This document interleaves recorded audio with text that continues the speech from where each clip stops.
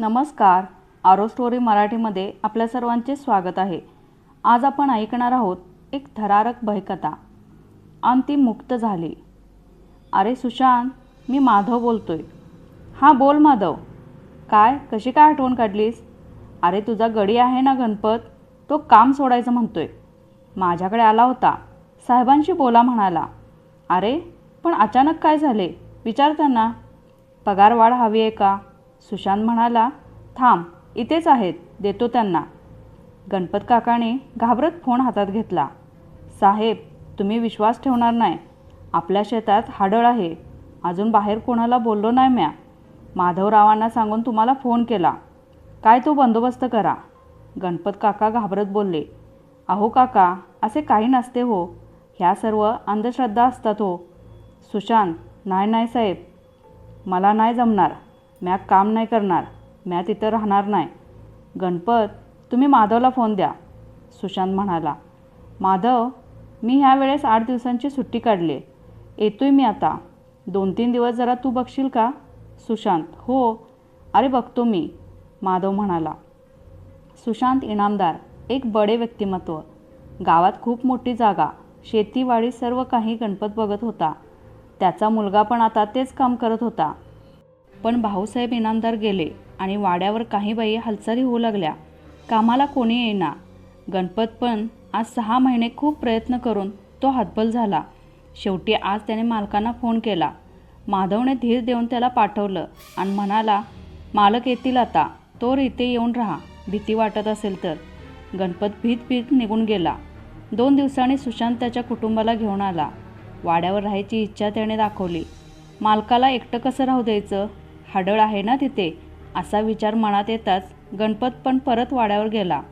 मालकाचा विश्वास नाही, कसं पटवून द्यायचं या विचारात असताना मालकीनबाई म्हणजे सुशांतची बायको सायली मळ्यात फेरफटका मारून यायचं म्हणाली. ह्यांना कसं अडवू? जाऊ नका म्हणून तोपर्यंत ते मळ्याच्या दिशेने चालू लागले. गणपतच्या मनात भीती, त्यामुळे त्याला सारखा भास होत होता. ती हाडळ दिसत होती. बाईसाहेब, ह्या वक्ताला तिकडे जाऊ नका जी. सांची किरकिरती वेळ हाय. कसला फेर व्हायचा? सायली म्हणाली. अहो काका, काय बोलताय हे? अहो होय बाईसाहेब, छोट्या मालकासने नका नेऊ तिकडं, चला बिगी. सायलीने सुशांतला घरी आल्या आल्या गणपत काका काय बोलले ते सांगितलं.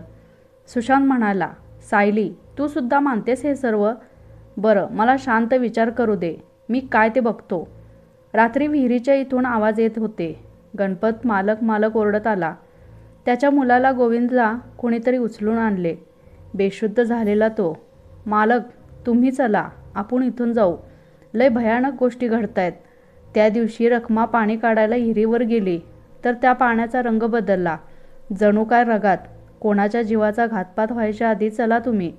माझा ऐका मालक. सुशांतने त्याला धीर दिला. म्हणाला, काका, मला 2 दिवस द्या फक्त.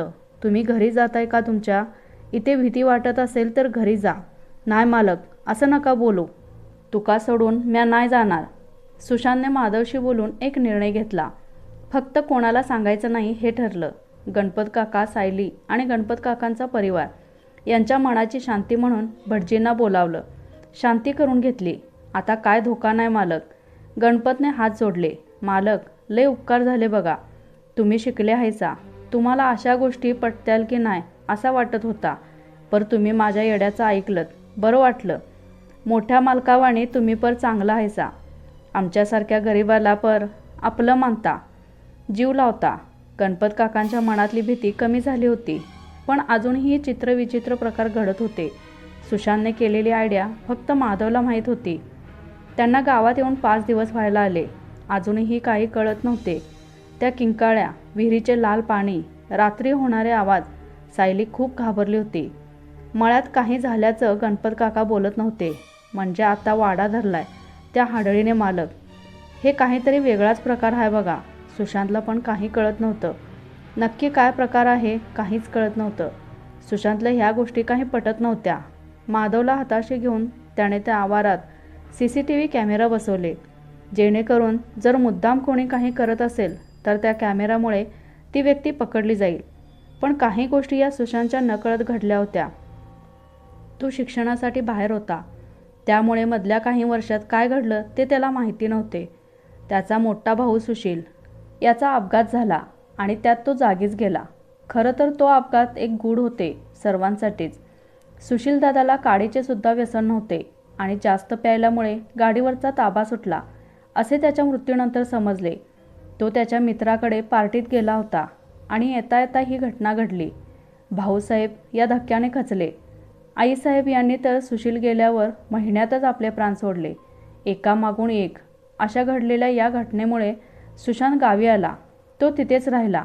सायलीसोबत लग्न झाले आणि त्यांची शहरात असलेली जागा डेव्हलप करून तिथे त्यांना त्यांच्या मळ्यात येणारी फळे, भाज्या तसेच औषधी वनस्पती यांचा व्यापार वाढवायचा होता. ते शहरात स्थायिक झाले. इकडे बाई माणूस नाही, तुमची आई तिकडे जवळ आहे, त्यामुळे तुम्ही तिकडेच राहा सुनबाई, असे भाऊ म्हणायचे. सुशांतने सुद्धा हे बोलणे कधी मनावर घेतले नाही. तो म्हणायचा, भाऊंना खूप काळजी आहे सायलीची. पण आज इथे बऱ्याच गोष्टी अशा घडत होत्या की त्याने प्रत्येक गोष्टींचे मूळ शोधून काढायचं ठरवलं. लग्न झाल्यावर गावदेवीची ओटी भरायला सायली आली. त्यानंतर भाऊने तिला येऊच दिले नाही. भाऊ जायच्या आधी आजारी पडले म्हणून मी आलो. तेव्हासुद्धा माझे काही बरे वाईट झाले तरीसुद्धा सुनबाईंना बोलावू नको. एवढूसं पोर, त्यात त्यासुद्धा ओली बाळंतीण. सुशांतचे डोकं सुन्न पडत चालले होते. भाऊ नाहीत, हे असे प्रकार घडतायत, कोणाला विचारू? सायलीला सतत भास होत होते, कोणीतरी आहे आजूबाजूला. कधी तिच्या डोक्यावरून कोणी हात फिरवत आहे असे वाटायचे.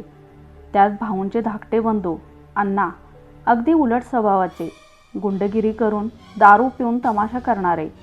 एकदा अण्णाने गावात राहत असलेल्या सखारामाचा खून केला. काहीतरी व्यवहारावरून झाले होते. त्यानंतर स्वतःच्या धाकट्या भावाच्या विरोधात भाऊंनी साक्ष दिली आणि अण्णांना शिक्षा झाली.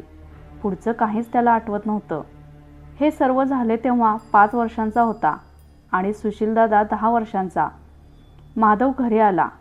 अरे हे बघ CCTVचे काही फुटेज. मला तुझ्या अण्णा काकांचा संशय आहे, सुशांत म्हणाला. काय? त्यांची सुटका झाली का?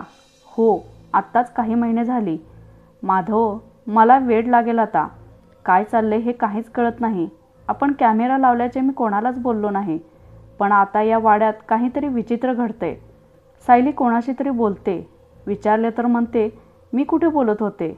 मला काहीच कळत नाही माधव. माधव सुशांतला धीर देतो. गणपत काका खूप जुने आहेत, तेच काय ते सांगू शकतील. गणपत काका, मला काहीच माहिती नाही. अण्णा काका बाबतीत तेव्हा मी खूप लहान होतो. भाऊ गेले, दादाचे असे झाले, आता हा प्रकार. सायली अशी वागते, माझा विश्वास नाही. तुम्ही बोलता तसे सावलींचे खेळ चालत असतीलही. हल्ली कॅमेरे निघाले आहेत. मळ्यात वाड्याच्या अवतीभोवती मी लावले होते, त्यात काही हालचाली दिसल्या.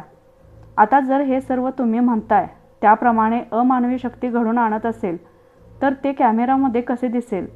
आणि जर कोणी खरी व्यक्ती घडवून आणत असेल तर कशासाठी? माधव, तू म्हणालास की ह्या सर्व गोष्टी मागे अण्णा काकांचा हात आहे. हे जरी खरं मानायचे ठरवलं तरी ते का करतील असे? आणि मग सायली कोणाशी बोलते तिलाही कळत नाही, पण ती कोणाशी ना कोणाशी बोलत असते. गणपत काका म्हणाले, मालक, माझा शक खरा ठरला. अण्णा मालक यांनी ज्या सखाराम पाटीलचा खून केला त्याची बायको सावित्री आणि त्यांची मुलगी म्हणजे आपली मालकीण. काय बोलताय तुम्ही हे काका? सुशांतने विचारले. म्या खरं तेच बोलतोय मालक. थांबा, तुम्हाला सर्व खरं सांगतो मी. अण्णा मालक आणि मोठे मालक सावत्र भाऊ, अगदी उलट स्वभाव. आपले मोठे मालक खूप चांगले, देव माणूस बघा. त्यांनी कधीच अण्णा मालकांना सावत्र वागणूक दिली नाही, पण अण्णा मालक कायम सावत्रपणा दाखवायचे. मालकांना खूप त्रास द्यायचे. व्यवहारावरून काय झालं आणि त्यांनी सखारामाचा खून केला. सावित्रीने मोठ्या मालकांना येऊन सर्व सांगितले. मोठ्या मालकाने सावित्रीबाईला वचन दिले, तू जी असल ती खरी साक्ष दे, मी तुझ्या पाठीशी खंबीर उभा आहे. अण्णा मालकांना हे समजल्यावर तिच्या अब्रूवर हात टाकायचा प्रयत्न केला त्यांनी. झटापटी करून सावित्री धावत धावत वाड्यावर आली. कडेवर हे लेकरू म्हणजेच आपल्या सायलीताई. ती आली तेव्हा तिचं कपडं फाटलेलं होतं. मालकांना अण्णा मालकांचा लय राग आला.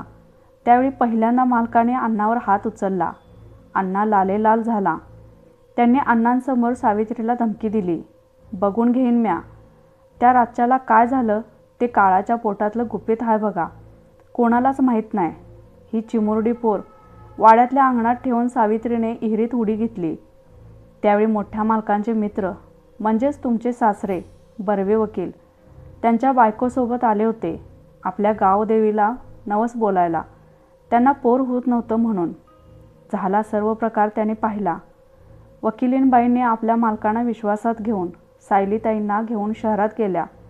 एका अनाथ मुलीला आईबाप मिळालं म्हणून मालक तुम्हाला नेहमी म्हणायचं, मालकीनबाईंना इथे आणू नका. हा सर्व प्रकार ऐकल्यावर सुशांत स्तब्ध झाला. त्याची विचार करण्याची क्षमताच बंद झाली होती. माधवने त्याला धीर दिला. आपण काहीतरी नक्की मार्ग काढू. तोपर्यंत तू शांत राहा. सायलीच्या आईबाबांना बोलावून घेऊ का? सुशांत मालक नको. आधी ती हळद दिसते ती सावित्री आहे का अजून कोण ते समजू दे. तिच्या मनात जर वकील साहेबांचा राग असेल तर अजून मुडदं पडतील. माधवने सुशांतचा हात हातात घेऊन म्हणाला, माझ्या ओळखीचे एक वास्तुतज्ञ आहेत. भोंदूबुवा नाहीत. प्रत्येक गोष्टीत विज्ञानाची सांगड घालून पटवून देतात. तुला पटणार असेल तर आपण त्यांची भेट घेऊ. आधी वहिनी सुरक्षित आहे का नाही कळू दे. मळ्यात जे घडतंय ते महत्त्वाचं नाही. गणपत काका कॅमेरे लावलेत हे आपल्यातच राहू दे. होय मालक, तुम्ही नका काळजी करू. वाड्यावर येतात तेव्हा सुशीलदादाची केसबाबत काही संशय वाटतोय म्हणून तुम्ही केस रिओपन करताय का अशी चौकशी करायला पोलीस आले होते. सुशांतांना म्हणाला, अहो नाही, मी असं का करेन मिस्टर इनामदार. मला तसा फोन आला होता. खरं तर फोनवर मी बोललो ते पण भाऊसाहेब आणि माझे संबंध चांगले होते म्हणून. आणि आता तुम्ही नाही म्हणताय मग मला फोन करणारं कोण? मॅडम म्हणाल्या तुमच्या सांगण्यावरून फोन केला. अहो पण मी तर असं कोणालाच सांगितलं नाही. सुशांत म्हणाला. तेवढ्यात सायली आली. घरच्या सुनेला शोभेल असा पाहुणचार केला. सुशांतने ओळख करून द्यायला पुढाकार घेतला तर इन्स्पेक्टर साहेब स्वतःच म्हणाले, अहो या सायली मॅडम ना, यानेच तर मला फोन केला होता. सायली किंचाळी. अहो कसं शक्य आहे? सुशांतला एकावर एक शॉक बसत होते. डोकं काही काम करत नव्हते. त्यात एक एक भयानक घटना. इन्स्पेक्टर साहेब म्हणाले, असू द्या हो, कोणीतरी मुद्दामून केले असेल. आम्ही शोध घेतो. चला येतो आता. माधवला सांगून लवकरात लवकर त्या वास्तुतज्ञांना बोलावलं पाहिजे. त्यांच्यामध्ये खूप ताकद होती. वास्तुतज्ञ आले. त्यांनी पूर्ण पाहणी केली. सायली मात्र लांब पळत होती. शेवटी त्यांनी तिच्या डोळ्यात डोळे घातले. हात हातात घेऊन तिला समोर बसवले. तशी सावित्री समोर आली. सायलीच्या रूपाने बोलू लागली. गणपत काकांना नमस्कार केला. भाऊसाहेबांच्या फोटोला नमस्कार केला आणि तिची सर्व कर्मकहाणी सांगितली. अण्णाने शेवटी तिच्यावर कसा हल्ला केला. अब्रू वाचवली मी, पण त्याने माझा जीव घेतला. भाऊंवर आरोप करणार होता, पण त्याआधीच ह्या पोरीला अंगणात सोडून मी विहिरीत उडी मारली. मी त्या नराधमाशी झुंज दिली शेवटपर्यंत. मग मात्र हारले. वकील साहेब होते. त्याने रातोरात निर्णय घेतला आणि माझ्या पोरीला चांगलं आयुष्य मिळालं. कल्याण झालं तिचं. पण माझा आत्मा काही शांत होत नव्हता. तो असाच भरकटत होता. कारण त्या अण्णाला फाशी नाही झाली, कैद झाली फक्त. सुशांतदादाला त्या दिवशी येताना अण्णाच्या माणसाने त्याच्या सांगण्यावरून दारू तोंडात ओतली त्यांच्या आणि खून केला त्यांचा. मी अण्णांच्या मागे फिरत होते. त्याचा बळी घेतल्याशिवाय हा आत्मा शांत होणार नाही. अण्णा जेलमधून सुटला तरी लपून होता. सुशीलदादाला त्यानेच मारले. वहिनींना हा धक्का सहन झाला नाही. त्या गेल्या. माझी लेक ह्या घरची सून झाली. तिला बघायला म्हणून लग्न झाल्यावर लांबून आले. माझी जाणीव, माझे अस्तित्व भाऊंना जाणवले. त्यांना वाटलं मी काहीतरी करेन म्हणून त्यांनी लांब ठेवले तिला. आणि आज माझी लेक आई झाली.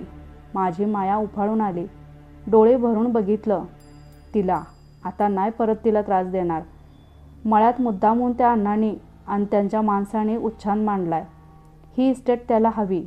भुताटकी उठवली की सगळी माणसे ही जागा सोडून पळून जातील. पण मी त्याची इच्छा कधीच पूर्ण होऊन देणार नाही. सुशांतला काय बोलावं आणि काय निर्णय घ्यावा काही कळत नव्हतं. त्यांनी कॅमेऱ्याचे फुटेज पोलिसांना दिले तरी अण्णापर्यंत हात पोहोचत नव्हता. त्या वास्तुतज्ञांना तिने वचन दिले, परत सायलीला त्रास देणार नाही. वाड्यात येणार नाही. सुशांतला भेटायला अण्णा वाड्यावर आले. सुशांत लहान असताना ते तुरुंगात गेल्यामुळे सुशांतने त्यांना पटकन ओळखलं नाही. अण्णांनी ओळख सांगितल्यावर त्याने आदराने स्वागत केले. वयाने मोठे म्हणून सुशांत व्यवस्थित वागत होता. अण्णांनी सुशांतला सांगितलं, आता या वाड्यात लई विपरीत गोष्टी घडत आहेत. मी तुम्हाला याचे वाटणीचे पैसे देतो. तुम्ही शहरात सुखाने राहा. सुशांत मान्य करत नाही म्हटल्यावर अरेरावी सुरू झाली. सावित्री सायलीच्या रूपाने आली. अण्णाला धरून तिने विहिरीजवळ नेले. आत्तापर्यंत त्याने केलेला पापाचा घडा त्याच्या तोंडाने कबूल करून घेतला. आपल्या सायलीला काही झाले तर म्हणून त्या काकांना सुशांतने बोलावून घेतले. अण्णाला फरफटत विहिरीजवळ आणले. त्याला विहिरीत ढकलून दिल्यावर त्याच किंकाळ्या लाल रक्त बाहेर पडले. सायली बेशुद्ध झाली. काकाने तिथे शांती केली. सावित्रीने सूड घेतला. काकांना दिलेल्या वचनातून ती मुक्त झाली. सायलीला सुशांतने झाला सर्व प्रकार सांगितला. तेव्हा सायलीला देखील खूप मोठा धक्का बसला. त्या वाड्यातील सावल्यांचा खेळ मात्र आता संपला होता. परत सर्व काही व्यवस्थित सुरू झाले होते. समजून घेण्याच्या पलीकडे काही गोष्टी असतात हे सुशांतला आत्ता समजून चुकले होते. तर मित्रांनो, आजची गोष्ट कशी वाटली ते कमेंटद्वारे नक्की कळवा आणि अशाच आणखीन कथा ऐकण्यासाठी चॅनेलला सबस्क्राईब करा. धन्यवाद.